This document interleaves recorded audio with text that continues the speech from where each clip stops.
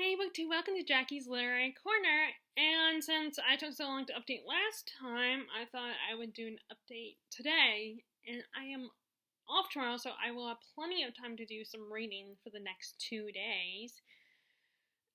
Although, I think, and again, I've said this before, that every time I have a day off, I'm always anticipating that work is going to ask me to come in. And that's also part of why I always try to get my library books in days before. Unfortunately, that is not happening this time, because I was going to bring them in yesterday, return the ones, and then renew these two, which I think I'm going to return Legacy. I don't know if I want to keep going with that series. But it turns out it's President's Day, so of course it's closed, which I never really knew what that holiday was all about. But I think it's supposed to be good old George Washington's birthday in the U.S., so, the library's gonna be closed, but the bookstores will be open, and I'm hoping that I can ask my dad to take me to Books A Million, because some of the books that I want to get, I want to add to my collection, they will not be at the roast office, so I need to get that at Books A Million. And that is Once Upon a River by Diane Sutterfield, and The Night Country, which is a sequel to The Hazelwood. And I don't like it when I wait too long to get a sequel to a series, a sequel to a book, because it takes me forever to finally get it. And then sometimes, and occasionally, I end up losing interest after a while, and I don't want that to happen, because I did really love The Hazelwood, so I want to get that right. I want to get that book right away. Okay, so this also will include a Tome Topple update. Tome Topple's almost over. It will be ending on 20th, and it is the 16th, so a few more days. I don't know if I'll get this done by Tome Topple. But since I have 2 days off tomorrow, I have a pretty good chance. See, I don't have much to read left. I'm probably going to read, maybe a little bit after dinner or before dinner. Depends on how long I ramble in this video. But it's getting really interesting. I was thinking that the character Daleth, now he's the worst, the big bad of the story, but now I'm starting to think I'm going back to being Hawthorne, because something happens to him where I thought, oh, he's out of commission now, but then all of a sudden I realized, oh wait, which it totally went over my head, because he does something that puts himself out of commission, but it ends up being like he was doing it on purpose, which I certainly know, because it was obvious now that I think about it. I don't know what's going on between Serene and Raoden, if he ever gets out of this, and if they're ever reunited and she realizes that he is Prince Raoden. I don't know how things, because that's going to be a very awkward realization, because currently she thinks he's a bit of a tyrant, because he was depriving a group in the Elantris from getting the food, but then he was doing it for a reason. He had a pretty good reason for why, but she doesn't see it that way. She doesn't understand the situation. I mean, she's starting to understand a little bit, but I feel like she's a bit naive, because she hasn't experienced Elantris, so she doesn't realize that food is not helping these people, and he's trying to make them more independent, but he can't exactly explain that to her. And even if he did, she might not believe it. She might be like, you don't know what you're talking about. I like Serene's relationship with the Lords. I think that's, because they all are starting to actually respect her and treat her kindly. And Brandon Sanderson could easily do the whole method of, they will never take her seriously. But they do, and they respect her. And they want to help her, and she was able to assert herself and show them that she's someone worthy of their respect, and she's not some sissy, girly girl, feminine, spoiled princess type. She's actually someone who wants to take action. Although even if you have your princess character who's not like that, there's still a lot of times male characters who take them for granted and dismiss them which is what Raoden's father did with Serene. He kind of dismissed her, but then she showed him. So, like I said, now I have 2 more days off, so I need to do a little bit of reading instead of going straight to getting on BookTube and watching TV. I gotta at least do a little bit of reading tonight. See, that's the problem. Is I am not one of those people. I prioritize TV as much as I prioritize books, and I go on the internet, and some people look at it as getting lost in that black hole. But I don't think there's, I choose to do it, and it's not like I'm complaining about, like, oh, these people read more than me. But, I mean, I do get envious, but the most I do is, like, get annoyed when people act like I'm so amazing and stuff, like my friends and family, but they don't see that there are a lot of people who prioritize reading only. There are a lot of booktubers I know, like Steve Donahue and Helene Jepsen. Well, I when I say I know them, I mean as in I watch their channel. And although I haven't watched Helene in a while, I don't know if that's my fault or is it because she's just not posting as much anymore. I think she kind of took a break from posting videos, but sometimes when I bring it up, not that they're telling, they're talking directly to me, but sometimes I'm like, I get a little, like, irked, because it's like, well, good for you that you don't waste your time watching TV, or getting lost in the internet, But at the same time, I really can't, because it's just what they choose to do. They choose to prioritize reading 10 times more than I do. It just sometimes, everyone and my friends and family make me feel guilty about it, because I'm not choosing to read. And I do feel a sense of accomplishment and pride when I finish a book. Unless it's a book, like, I've definitely gotten more comfortable with DNF. I mean, obviously, I was very close to finishing,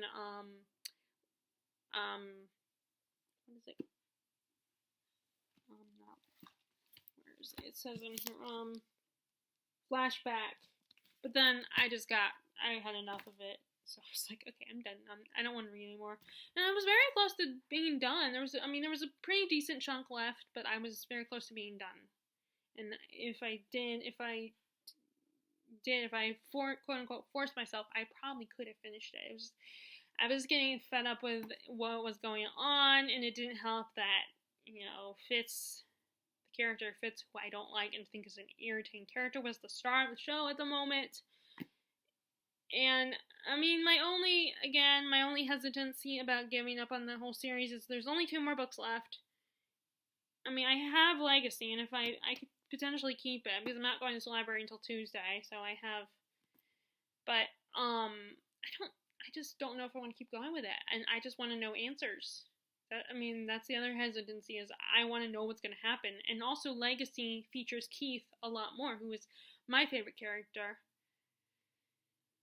but I don't know, which I almost feel a little, like, hypocritical about it, because I'm all about not having favorite characters and watching a plot unfold and sticking with something and loving all the characters. But in this case, I only loved a handful of the characters. But it is easier with a TV show because it doesn't take as much time to watch a TV show, and you can do other stuff while a TV show is on. And I think a lot of times with a TV show, they try to make it a little more universal and not focus on a target. I mean, they do focus on a target audience, but it's a bigger target audience. While I think with books, especially genre fiction, they focus on have a smaller target audience. But, I could be wrong. I'm just theorizing here. So basically, I don't know if I'm going to continue with it or not. I'm still debating, but it's going into that YA territory where, and I will defend YA and I love YA, but it's the part of the YA that I'm getting kind of tired of. The reason why I don't read YA contemporary, because it's focused so much on the relationships and, and the drama and people being dumb and not communicating, all that stuff.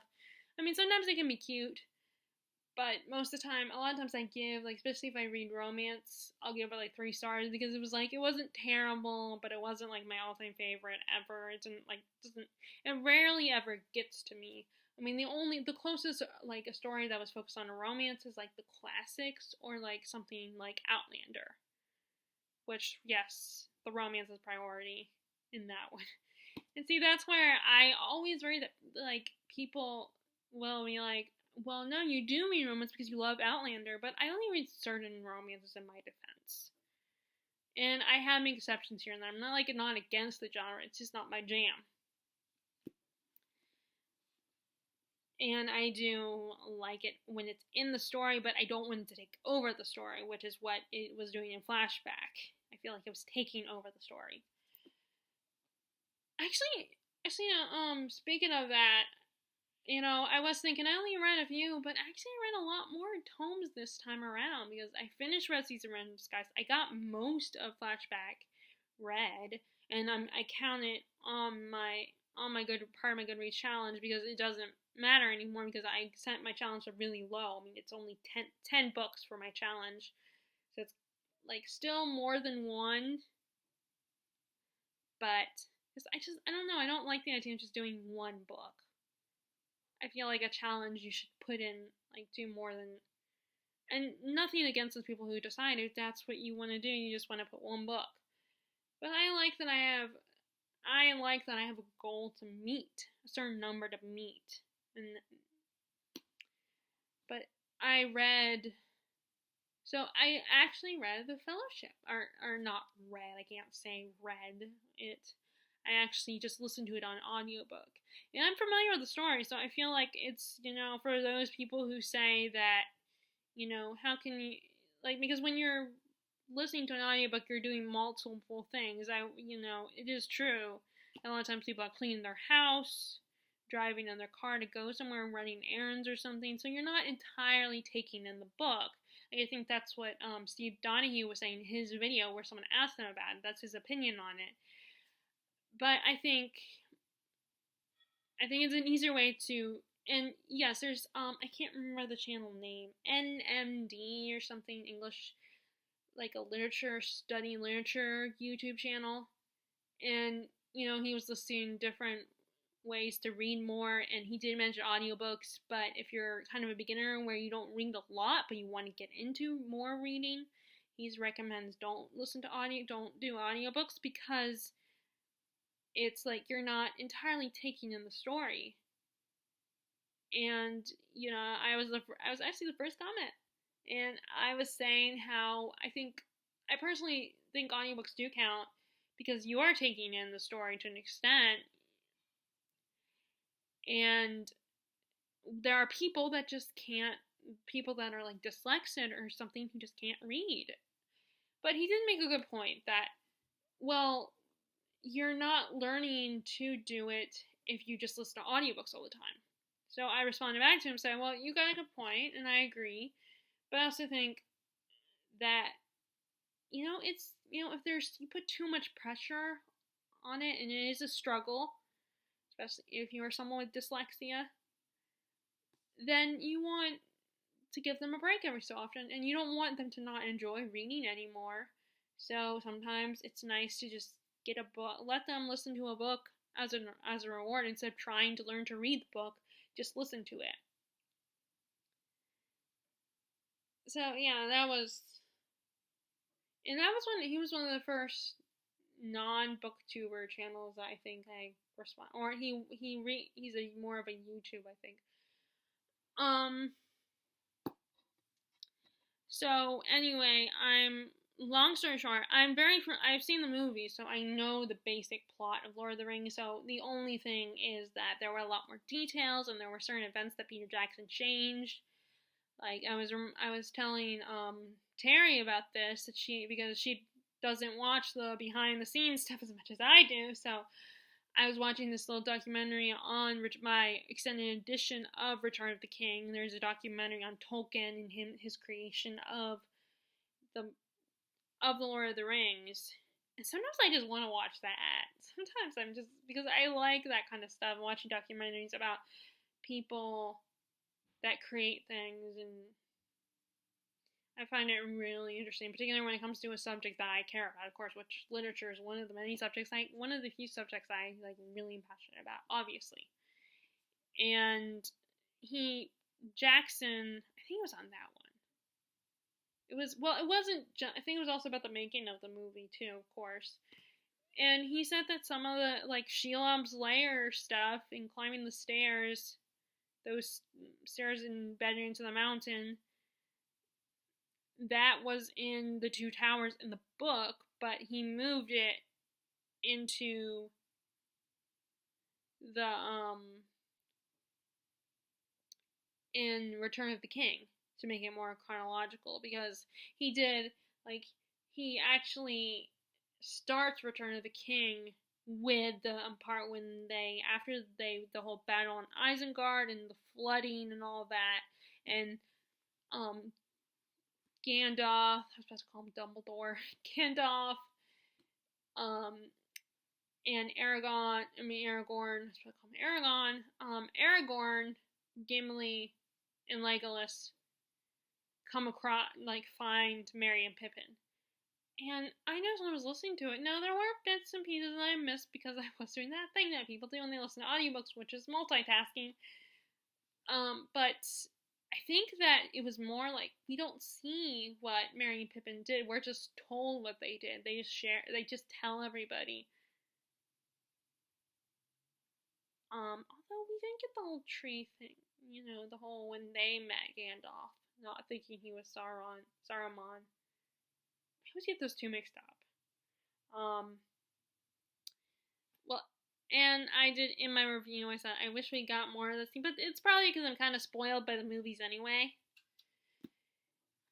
And I don't remember when I said when I wrote my review for Fellowship audiobook, but I don't like Frodo's in this version, because there was another one that came out in the 90s where it was just one guy doing everything, like a lot of audiobooks, most audiobooks I think, but this one had a full cast, so it was different people playing different characters, and then there was a narrator, and the narrator,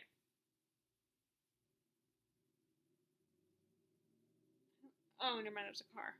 For a second I thought that was thunder. I was hearing thunder. And then the narrator plays some of the characters as well. But I don't like Frodo's voice, voice actor. He's just kind of he doesn't have a lot of emotion in his tone. And it's almost always, not always, there is a little bit, but it almost is always the same in the audio, Frodo's voice, and it's kind of boring. Everything else, it's a little off-putting because I'm used to the voice actors, but the actors in the movie, but I'm cool with mostly everybody else who plays the voices. Anything else I want to say about that? It goes by really fast. At least to me, it feels like it goes by really fast. Yes? Okay. Can you feed the dogs in about half an hour? Yeah, I'll feed them. Put a little warm water in their food and mix it up, make it soft. Okay. All right, I'll be back in about an hour. All right. There's a pot on the stove, it's simmering. Okay, is there anything I need to do? Just keep an eye on it. Okay. Boil and catch fire. Okay. But,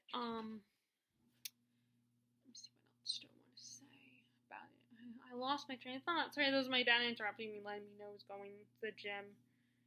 I can't remember what else I was going to say.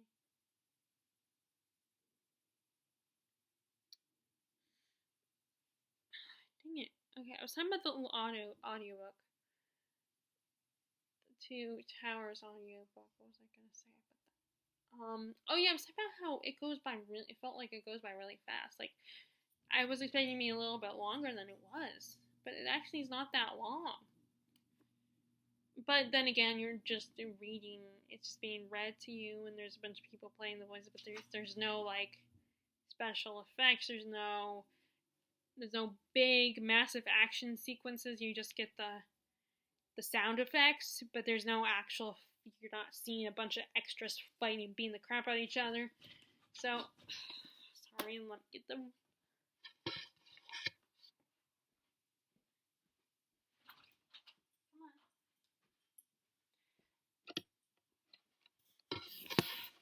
See, I would edit all those parts out, but I can't. But I'll just pass it on. My videos are colorful, and you're seeing my day, and you're getting bits and pieces of my day-to-day life. But so I guess it makes sense that it goes by a little bit faster than the movies themselves. Which is it's kind of weird. It's like, and like with the Fellowship, it just the ending. I mean, it ended the way the movie does, like with Sam chasing after Frodo in the boat. But it just kind of like it just ended, and I was a little like, oh, it's over. Okay, well, I guess I'll put the other Two Towers on hold. But I'm so used to the dramatics of the movies that, and like I remember there's like Frodo. I think that in the book it has Frodo put the ring on so he's invisible. But in the movie, I don't think he does it. I think he runs away. I mean, or maybe actually he does put it on, but then he eventually takes it off. And it's off when he's in the boat. And I remember Sam jumps in there, which I don't know, that might have been some of the stuff I missed in Two Towers, but I know he jumps in, but he can't swim. That's probably one of those things I missed when I had other noises going on. But I know that, so, but it just kind of, it was a surprise that it ended. It was like,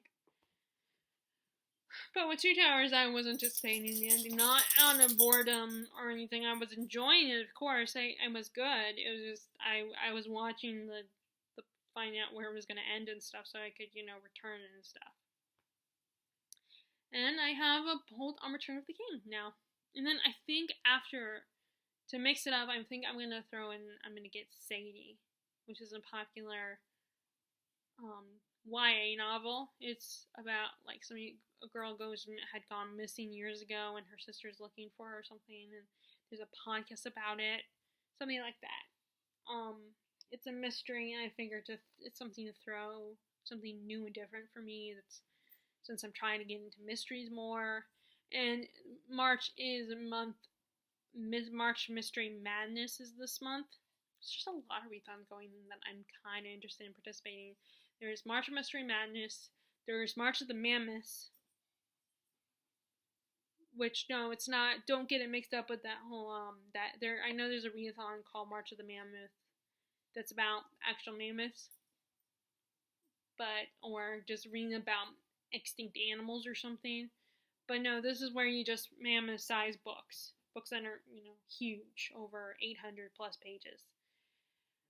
And then I forgot that I was reminded that Middle Grade March is coming up, so I might want to do that one as well. And that felt really good, rascal. He's licking my toes, which I know is gross, but it was very relaxing because his tongue is soft in a gross way.